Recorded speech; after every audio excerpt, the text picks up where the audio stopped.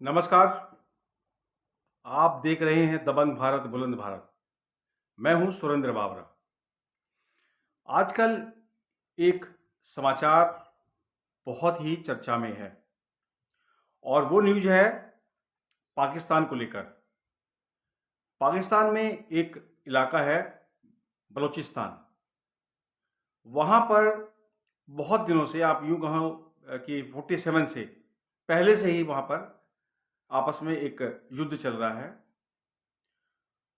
और मैं अगर 47 से पहले बात करूं तो जब भारत आज़ाद हुआ उससे पहले, जब अंग्रेज़ों ने जो हमारी रियासतें हैं उनमें से बलोच भी एक रियासत थी, बलूचिस्तान भी एक रियासत थी, तो सभी को उन्होंने ऑप्शन दिया कि आप या तो हिंदुस्तान में मिल जाइए या तो पाकिस्तान में मिल जाइए।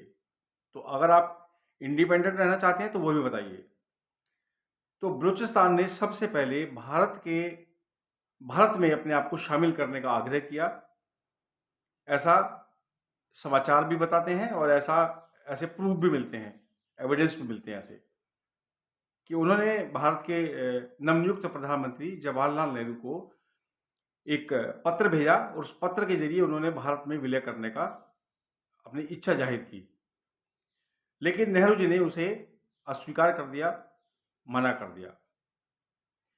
तब जो पाकिस्तान के जन्मदाता थे मोहम्मद अली जिन्ना, तब वो बलोच का केस लड़ रहे थे एक वकील के नाते। लेकिन जब इंडिपेंडेंट हो गए, सब अलग अलग हो गए, पाकिस्तान बन गया, तो उन्होंने जैसे ही वो पाकिस्तान के सर्वे सर्वा हुए, उन्होंने अपनी आर्मी भेजकर बलूचिस्तान पर कब्जा कर लिया। ये एविडेंस हैं, ऐसा लिखित है। और बलोच के ऊपर कब्जा करके उन्होंने पाकिस्तान में उसका विलय कर लिया। लेकिन बलूचिस्तान के लोगों ने इसको स्वीकार नहीं किया और वो अपने इंडिपेंडेंट होने की लड़ाई आज तक लड़ रहे हैं। और उसी लड़ाई का हिस्सा अभी बिल्कुल 11 मार्च का है। लेकिन थोड़ा सा मैं आपको पीछे जाके थोड़ा सा और इतिहास बता दूं। पाकिस्तान आर्मी वहां के नौजवानों को, वहां जो नौजवान है, लड़के 21 साल के, 22 साल के, 24 साल के, ऐसे लड़कों को वहां से वो उठाते हैं और उसका एनकाउंटर कर देते हैं। वहां की लड़कियों के साथ बलात्कार करते हैं और उन्हें यातनाएं देते हैं। बलोच जो है वो पाकिस्तान का सबसे खुशहाल हिस्सा है, सबसे खुशहाल राज्य है। वहाँ गैस है, वहाँ खनन है, वहाँ कोयला है और बहुत तरह की गैसें वहाँ उपलब्ध हैं। तो बलूचिस्तान पाकिस्तान को इतना अधिक धन देता है, इतने अधिक स्रोत उसके पास हैं, उसके बाद भी जो बलोच लोग हैं वो बहुत गरीबी की ज़िंदगी जी रहे हैं। बहुत गरीब है वो। उनके पास वो मूलभूत सुविधाएं भी नहीं हैं।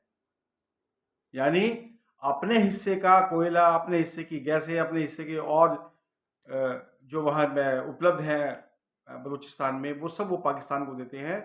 और बदले में पाकिस्तान उनको लाहौर में, इस्लामाबाद में, पेशावर में, कराची में, सिंध में, यहाँ वो सुविधाएं लोगों को देता है, वहाँ से पैसा कमाता है और बलोच लोगों को सुख सुविधाएं भी प्राप्त नहीं है। तो बलोच लोगों ने इसके विरुद्ध लड़ाई छेड़ रखी है, जंग छेड़ रखी है और वो पाकिस्तान के साथ बहुत समय से, अब लगा लीजिए 47 से पहले से ही वो लड़ाई लड़ रहे हैं। लेकिन पाकिस्तानी आर्मी उनके ऊपर जुल्म करती है, उन्हें परेशान करती है, उनको मारती है और ना जाने क्या क्या यातनाएं उनको दी जाती है। अब 11 मार्च को एक ट्रेन जो क्वेटा से पेशावर जा रही थी, उस ट्रेन को उन्होंने हाईजैक कर लिया है और हाईजैक पूरी प्लानिंग के साथ उन्होंने किया है। उनको पता था कि ये पाकिस्तान की सबसे, जैसे हमारी राजधानी चलती है वैसे ही वहां पर जाफर एक्सप्रेस है, तो जाफर एक्सप्रेस को उन्होंने हाईजैक कर लिया और हाईजैक करने के बाद उसमें लगभग 500 से ऊपर यात्री थे, उन्होंने सबको बंधक बना लिया। उनको पता था कि ये ट्रेन यहाँ से जाएगी और ये 4-5 राज्यों को कवर करती है, तो उन्होंने उसी हिसाब से उसके ऊपर हमला किया और अपने जो उनके विद्रोही लड़ाके हैं उन्हें उन्होंने जगह जगह पर सेट किया, क्योंकि वो सुरंग से निकलती हैं, 4-5 गुफाएं हैं, सुरंग है जहाँ से वो निकलती है ट्रेन।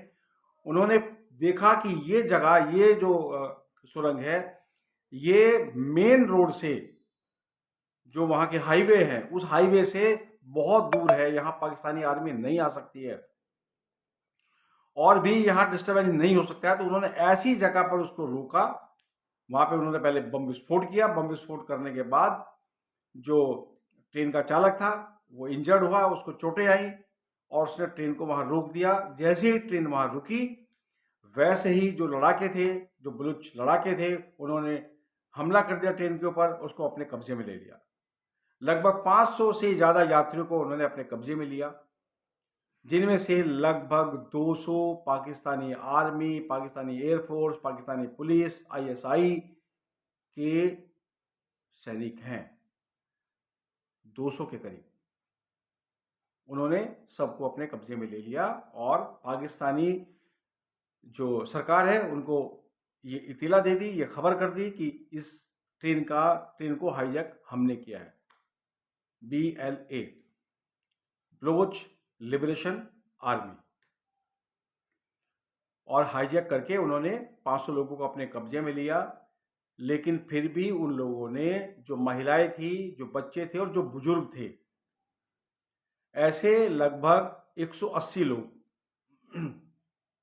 हाँ, लगभग उन लोगों को उन्होंने छोड़ दिया।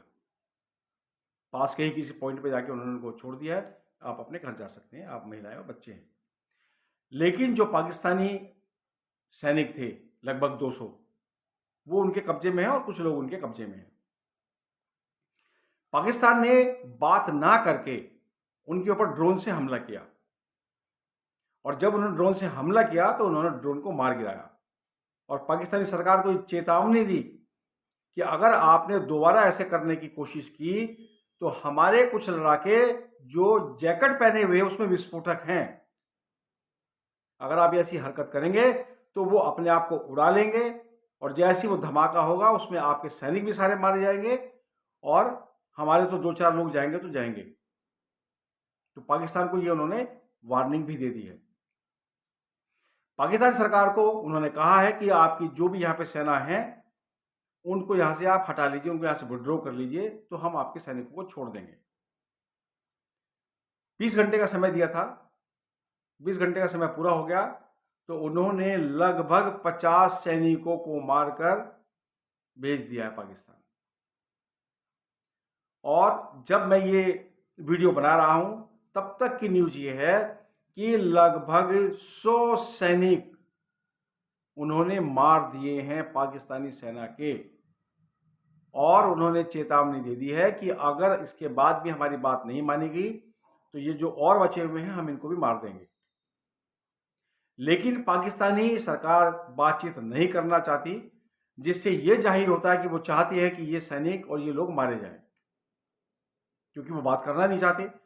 और अगर वो बात नहीं करेंगे उनके साथ, उनकी शर्तों को नहीं मानेंगे, जो वो चाहते हैं कि भाई यहाँ से पाकिस्तानी सेना को हटाया जाए, तो वो बाकी लोगों को भी मार देंगे।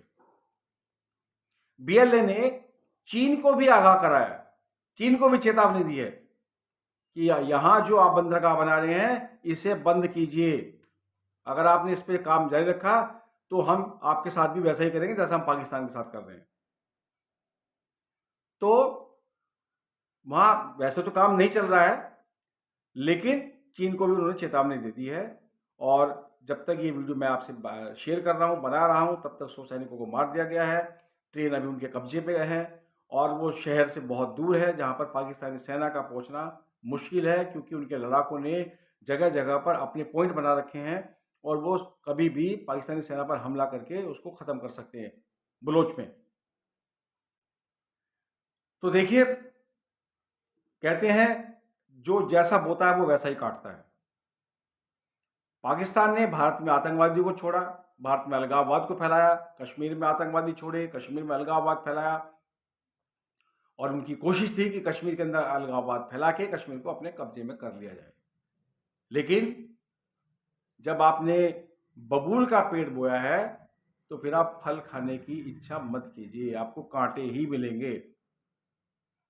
और कांटों के रूप में अब आपके पाकिस्तान में ही सिंध प्रांत में अलग चल रहा है, बलोच में अलग चल रहा है, कराची वाले अपने आप को पाकिस्तानी मानते ही नहीं है, पंजाब जो है पूरा का पूरा वो भी अपने आप को पाकिस्तान नहीं मानता है।